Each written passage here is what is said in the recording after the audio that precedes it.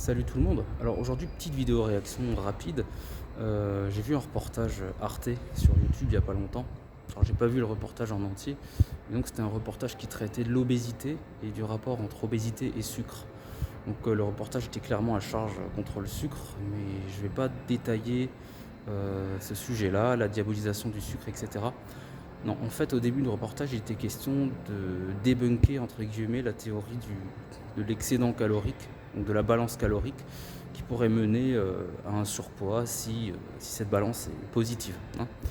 Donc, l'argument et l'exemple qu'il donnait, c'est que si on ingère un sandwich de 500-600 calories, par exemple, dans n'importe quel fast-food, ça demanderait un certain temps, un sacré temps d'activité à basse intensité pour dépenser cette énergie. Donc, par exemple, pour un sandwich à 500-600 calories, il faudrait peut-être 1 heure de course sur un tapis ou en extérieur pour dépenser cette énergie. Et pour eux, ça leur semblait impensable. Et du coup, l'argument, c'était, vous voyez, si c'était qu'une question de dépense calorique, ça n'aurait aucun sens. Imaginez, il faudrait se dépenser à ce point-là pour dépenser les calories, pour utiliser les calories apportées par ce sandwich. Ben, c'est le réel, c'est la réalité. Donc ces gens-là, ce que ça m'évoque, c'est qu'ils n'acceptent pas la réalité, donc la physique en fait. Donc, je ne doute pas que le surpoids n'est pas qu'une question de total calorique, ou en tout cas qu'il faut remettre cette question d'excédent calorique dans un contexte plus global, je suis d'accord.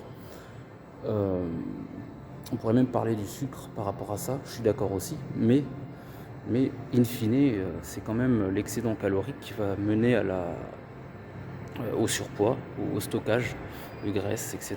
Donc ces gens-là n'acceptent simplement pas le réel. Et quand on n'accepte pas le réel, c'est déjà très mal parti pour essayer de changer. Donc oui, notre problème aujourd'hui, c'est qu'on mange trop de calories pour trop peu d'activité physique. Et voilà. Et effectivement, quand on passe sa journée assis ou à bouger très peu, courir pendant 1 heure, ça paraît être le bout du monde. Mais c'est pas le cas.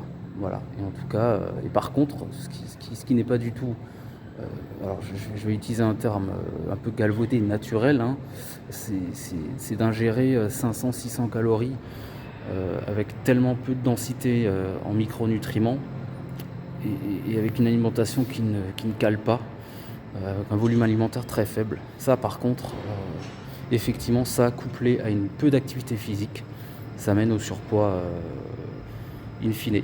Voilà, c'était une petite vidéo réaction.